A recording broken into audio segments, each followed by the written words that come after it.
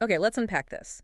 We received a truly fascinating set of sources today, Hmm? and they're all focused on a specific vehicle that I think fundamentally challenges the meaning of classic in the modern automotive It world. really It's does. not, a restored antique, but it's not a completely new concept either. It sits right on that razor's edge in the middle. It's a statement, absolutely. Yeah, It speaks volumes not just about automotive design, but about manufacturing philosophy. manufacturing philosophy. How so? Well, it's about how we reconcile that visceral, raw appeal of the past with the almost non-negotiable demands of modern performance, reliability, and, luxury. Right. It's a real exercise in balancing nostalgia with just incredibly high-tech execution. Exactly. So our deep dive today centers on Revology's latest creation, the Mustang Boss 429 Restomod. A legendary name. A huge name.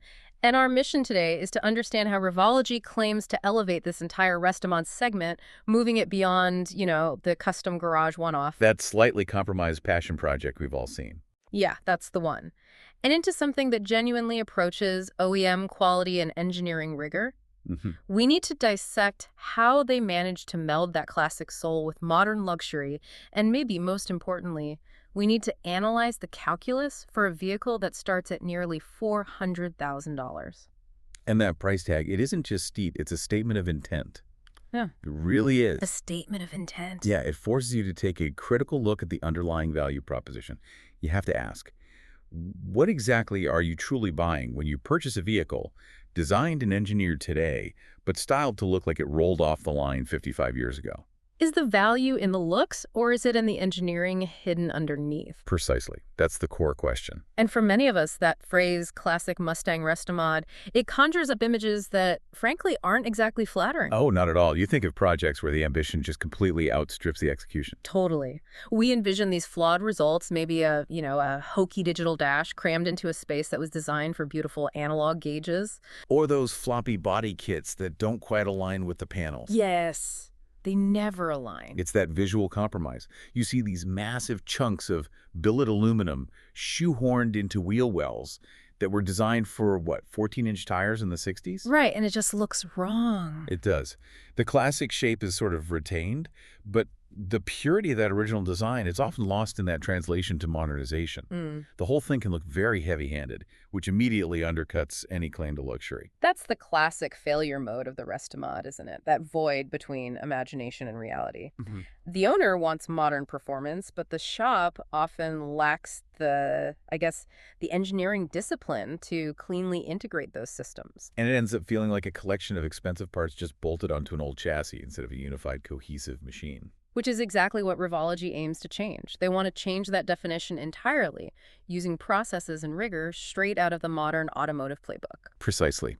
They are a company that's been established for over a decade now, and their stated aim is not merely to restore, but to build, and I'm quoting here, bridges between classic soul and modern luxury.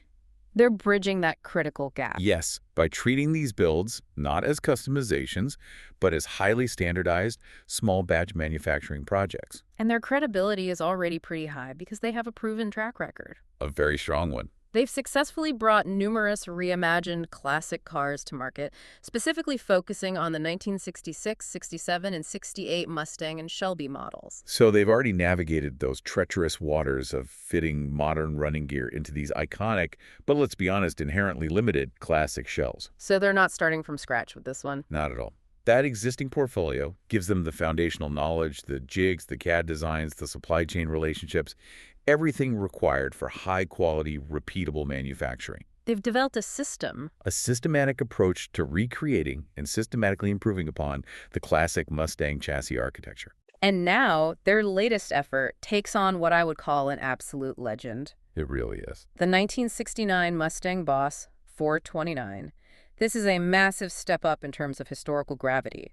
A 67 fastback is iconic, sure, but the Boss 429, it carries an entirely different weight of expectation. It really does, because Yeah. of its rarity and its pure, unadulterated racing pedigree. You can't mess that up. You can't. The Boss 429 wasn't just another powerful Mustang. It was a foundational piece of Ford's motorsport history. Any attempt to modify or recreate it has to show extreme reverence for that original DNA. You can't just slap a big engine in it. No, you have to justify every single modification through superior engineering. Okay, here's where it gets really interesting for me. How do they start the process of improving the bloodline of such a legend without losing its soul? Before we look at their engineering solutions, we absolutely have to ground ourselves in the history. You have to. To justify a nearly $400,000 price tag, the tribute has to resonate with why the original Boss 429 was such a revered piece of machinery in the first place. You need to understand the legend to appreciate the tribute. Exactly. So let's go back to 1969. The original Boss 429 was a genuine icon, and it was offered only briefly, just in the 1969 and 1970 model years. A very short run. Very short. It occupied what the sources call rarefied air. It was an extra muscly Ford in an era that was already saturated with powerful muscle cars. Right. The late 60s were arguably the peak of internal combustion excess, and yet the Boss 429 stood apart. It did. And the reason it stood apart wasn't marketing. It was regulation. It existed purely as a homologation special. I think it's essential to clarify that for the listener because understanding the necessity behind its existence really informs its legendary status. It's the whole story. A homologation special is a limited production road car that's built purely to satisfy specific production minimums required by a racing sanctioning body. In this case, NASCAR. In this case, NASCAR. The Boss 429 wasn't built primarily to be sold to the public. It was built because NASCAR rules demanded that Ford manufacture at least 500 units of a car using that specific engine before they could go race it in the stock car series. So it was basically a means to an end. Completely. The goal was winning on the track on Sunday. So the Mustang body was simply the most expedient vessel for a massive engine that was designed purely for 7,000 RPM oval racing. Yes. The engine was the entire point of the project. That's what you need to understand. So tell us about that power plant. The 429 cubic inch semi-Hemi V8. It was revolutionary for Ford at the time and a direct product of Ford's intensive race development program. This wasn't something, cobbled together. It was a pure factory effort. And they worked with a contractor, right? Yes, handled in collaboration with their frequent high-performance contractor, Carcraft. They were the ones tasked with figuring out how to actually shoehorn this beast into the Mustang chassis. And it was a tight fit. A very tight fit.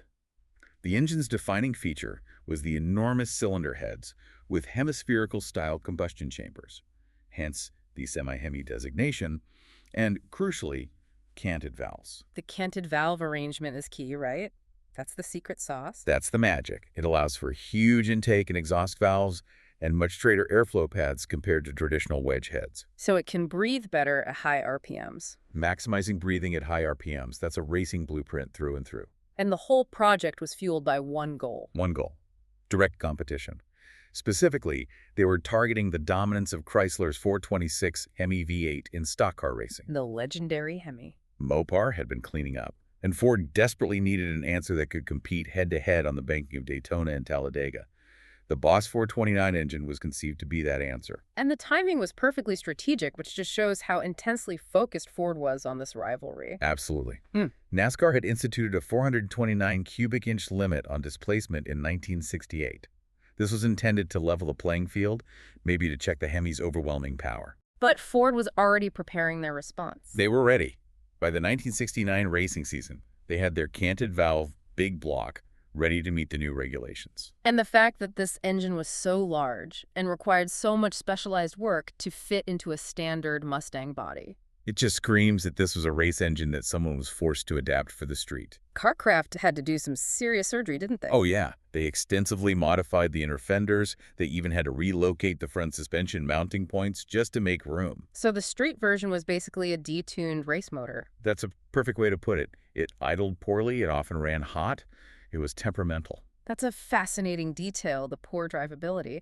The Street Boss 429 was notoriously difficult. It was. It was officially rated at 375 horsepower, which is a number that many sources suggest was laughably low for insurance or regulatory purposes. Sandbagging a little bit. A lot.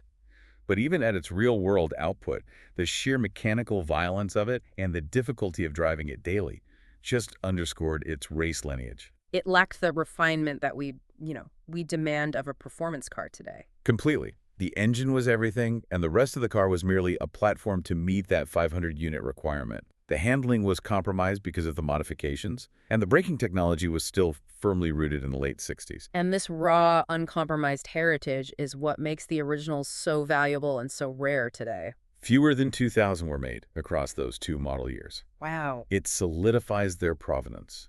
It's not just general rarity.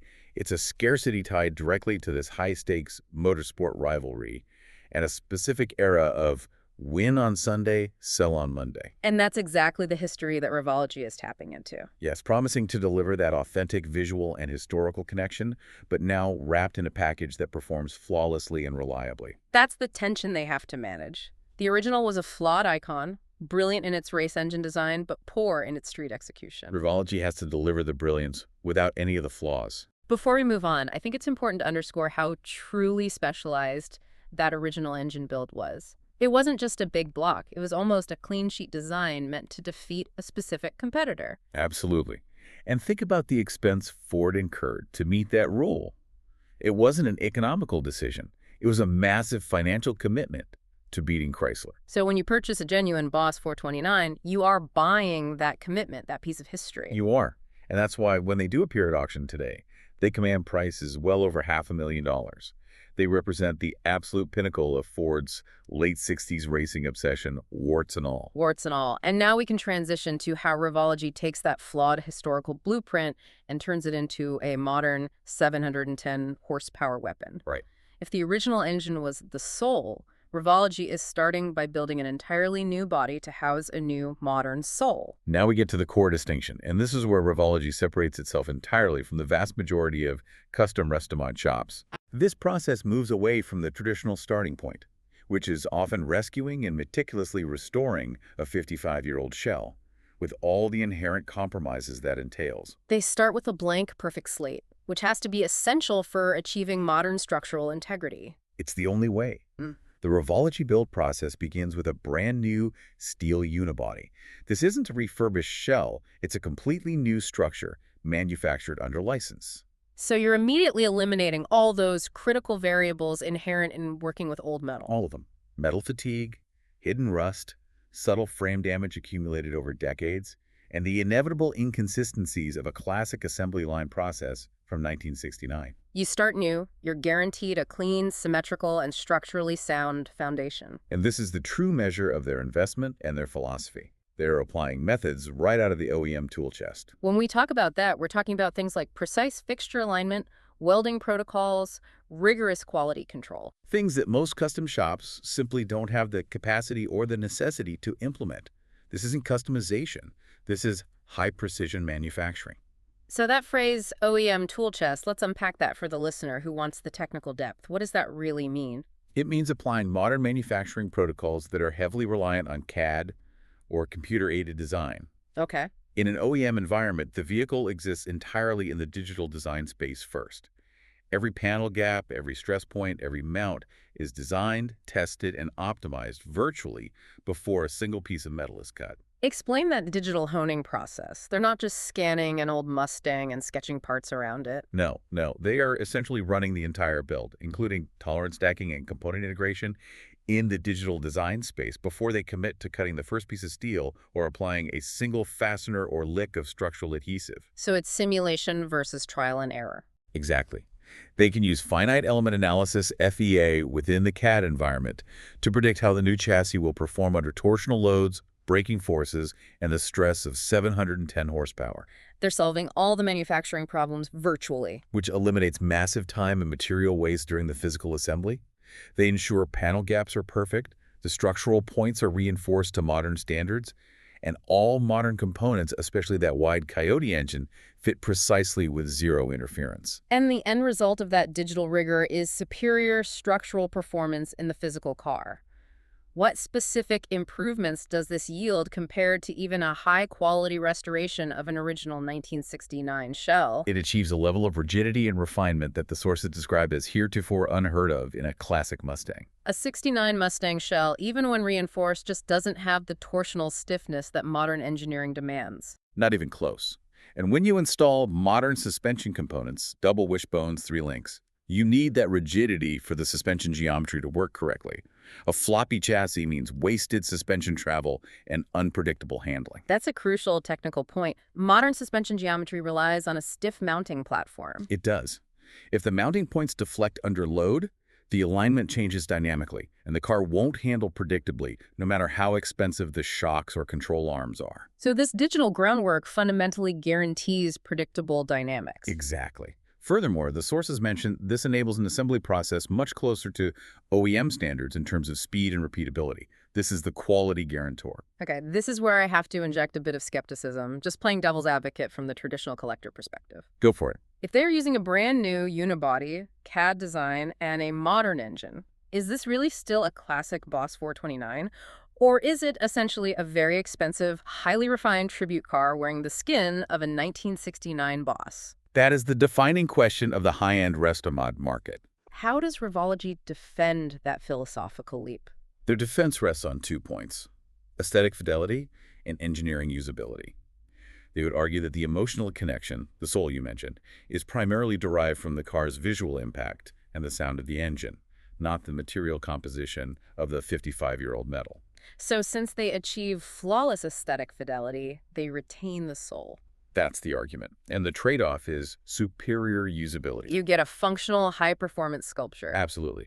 You know that if you buy a Revology Boss 429, it will match the fit, finish, and engineering standards of every other Revology Boss 429 they build. Which is impossible to guarantee with a custom restoration. Impossible. This contrasts starkly with the standard one-off custom shop-style build process, where variability is inherent. They have removed the human error component that comes with restoring classic sheet metal. So what's fascinating here is how applying this modern factory logic focusing on repeatability and digital design fundamentally changes the quality floor for a bespoke vehicle. It's a whole new category. Small batch, high-precision manufacturing of iconic designs. And it justifies the high cost because you aren't paying for an artist's time wrestling with old metal and unpredictable tolerances. You're paying for modern engineering discipline applied to a classic form, guaranteeing a level of structural integrity the original never possessed.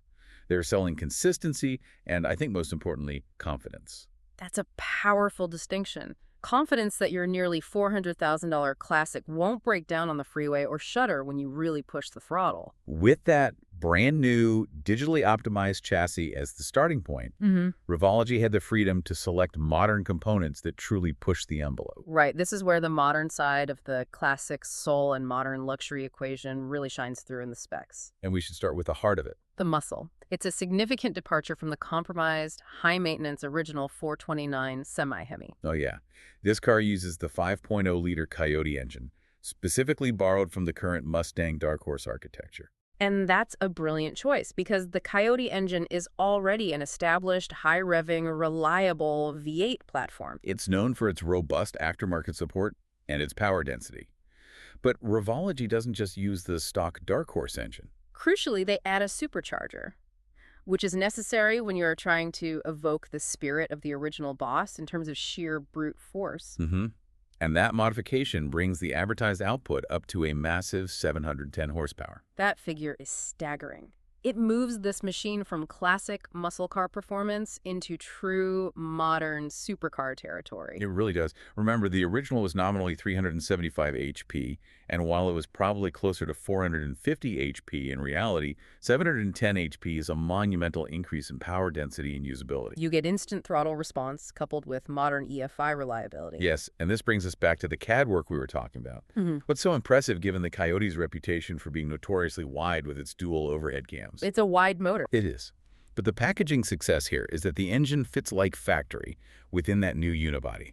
That means no awkward cutting, no compromised headers. It integrates seamlessly. Which is a testament to all that digital pre-planning. It's the difference between forcing a fit and designing a fit, which leads us to the drivetrain, because 710 horsepower is useless without a transmission that can handle that instantaneous supercharged torque. So they've paired that supercharged Coyote with a T56XL 6-speed manual transmission. For listeners who might not be gearbox experts, why is the T56XL the go-to choice for Restomods at this power level? The T56XL is really the industry benchmark for high-torque manual transmissions. It's designed to handle continuous torque loads far exceeding 700-pound FT, which makes it incredibly durable and reliable in this application. But it's not just strong, right? No, it also offers great driver feel. The long direct shift unit is praised for its precision and positive engagement, and Revology has paid attention to the ergonomics, The stick placement is described as appearing ideal. which means they optimized the throw and the location relative to the driver, not just relative to the engine. It's about the human interface. And that focus on the driver interface extends to the suspension. They completely ditched the basic architecture of the late 60s for modern components that guarantee predictable performance. Absolutely.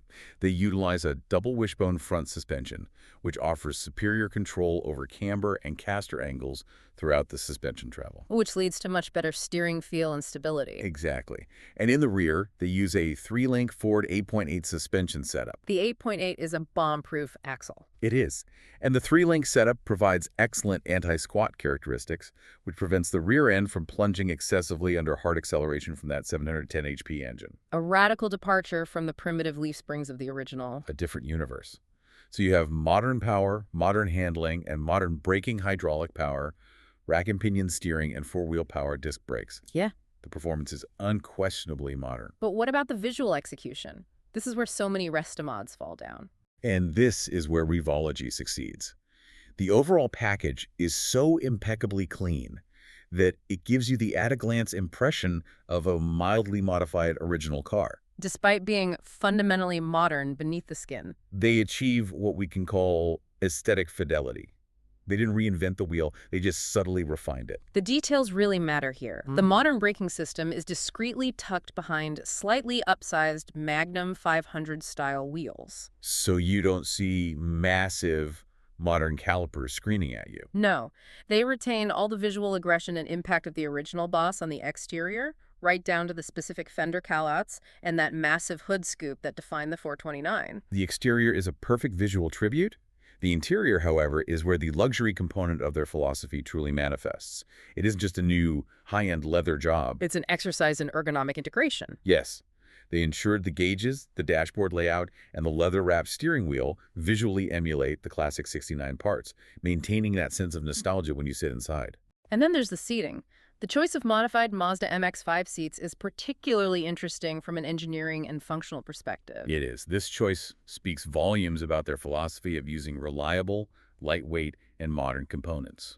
I found that choice fascinating. The MX-5 is known for being compact and focused on driver connection. Why did Revology choose that specific component over, say, a heavily bolstered race seat or something custom-made? Well, they chose the MX-5 seat, and the sources confirm they are modified versions because they subtly incorporate modern safety, ergonomics, and comfort features while successfully maintaining a classic, low-profile visual aesthetic. So they don't look out of place. Not at all. Yeah. MX-5 seats are fantastic for spirited driving.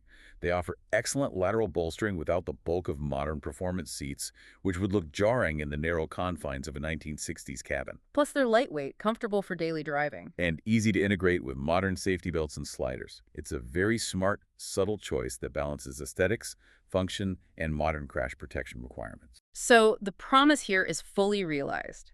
The driving experience is thoroughly modern in all the right ways. It stops, steers, and accelerates like a 2025 machine, but it looks, sounds, and feels like a 1969 legend. It achieves fitting tribute and significant advancement.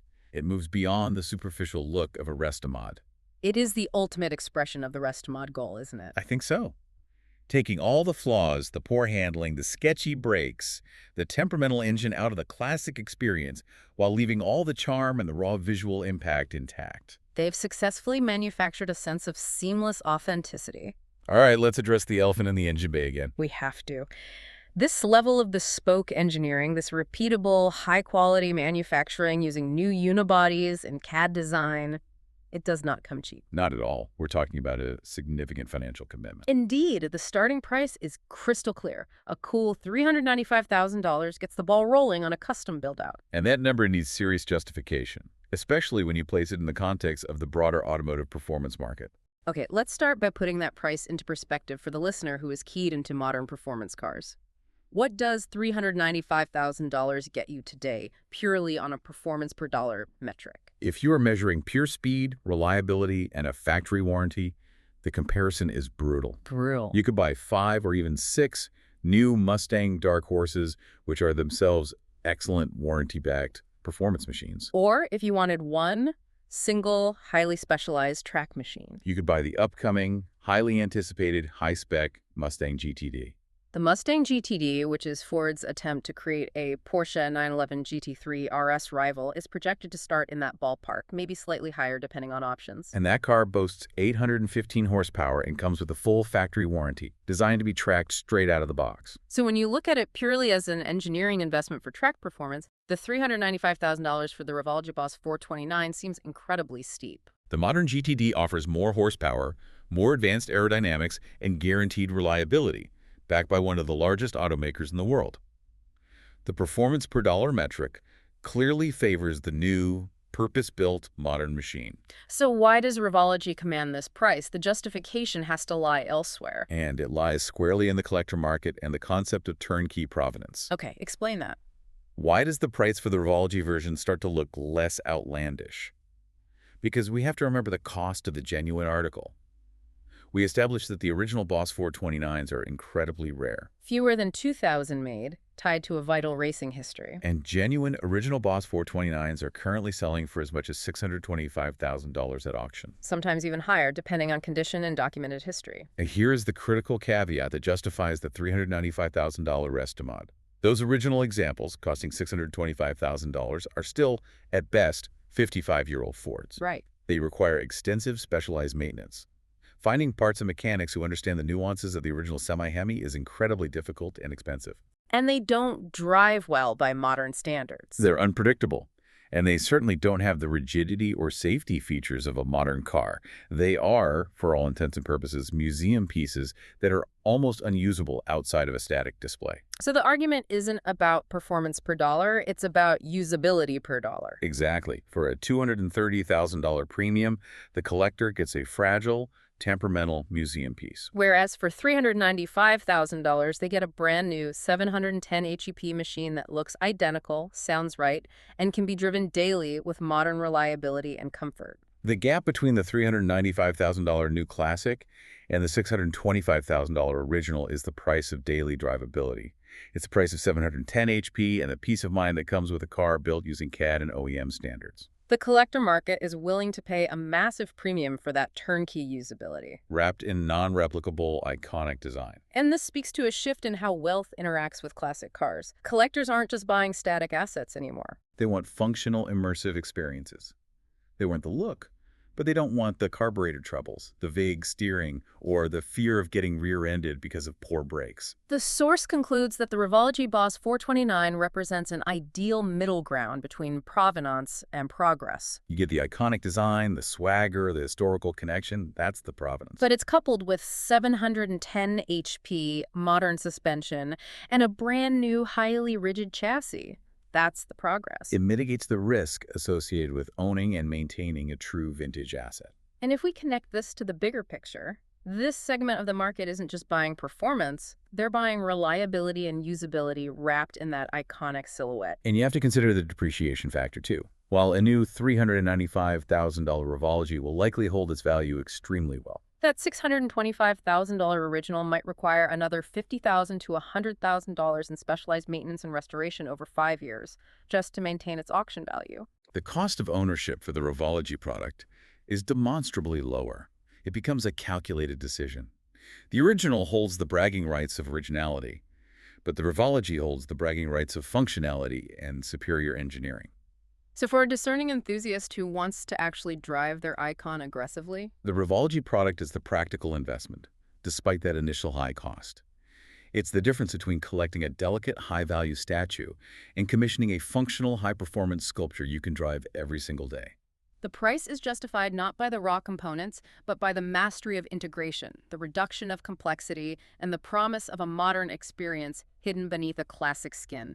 This has been a truly fascinating exploration into how a company can completely reframe a market segment by applying rigorous, modern manufacturing principles to a historical design. It really has. It moves the Restomod beyond being a hobby and into a legitimate industrial process. So let's quickly review the key distinction Revology has achieved here. I think we should. They have successfully moved the Restomod process from a custom, one-off project, which is characterized by inherent variability and human error, To a repeatable, OEM-adjacent manufacturing exercise grounded in CAD and utilizing brand new unibodies. That rigor is what sets the $395,000 price point apart from traditional custom builds. And the resulting vehicle, the Boss 429, it succeeds because the integration is virtually seamless. It integrates high-performance features, that 710 HP Coyote, the robust T56XL manual, the ergonomic and subtle MX-5 seats, so gracefully that it achieves a truly modern driving experience while maintaining total aesthetic fidelity to the original Boss. It is a triumph of subtle engineering, creating a tribute that is superior to its ancestor in every objective performance measure, yet still feels authentic and instantly recognizable. And that difficult tightrope walk is the source of its immense value. They've proven that the definition of a classic car is expanding. It is. It doesn't have to mean a fragile garage queen anymore.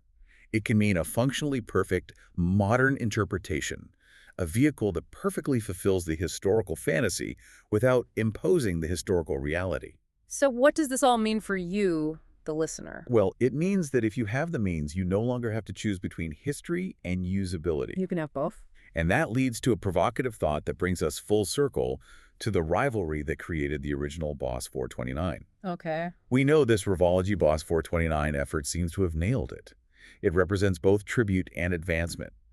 And the sources clearly mentioned the original Boss 429 was born from a NASCAR rule change meant to check the overwhelming power of the Chrysler Hemi. We're still seeing Ford, Chevy, and now specialized manufacturers pushing performance envelopes driven by rules, whether they are race rules or safety and emissions rules. Exactly. The rivalry persists today, not just between Ford and Chevy, but between the traditional originality-focused classic collector market and this hyper-efficient new generation of high-performance vehicles like the GTD. A completely different kind of rivalry. It is. The original Boss 429 gained its historical gravity and its auction value through scarcity and its forced connection to high-stakes racing.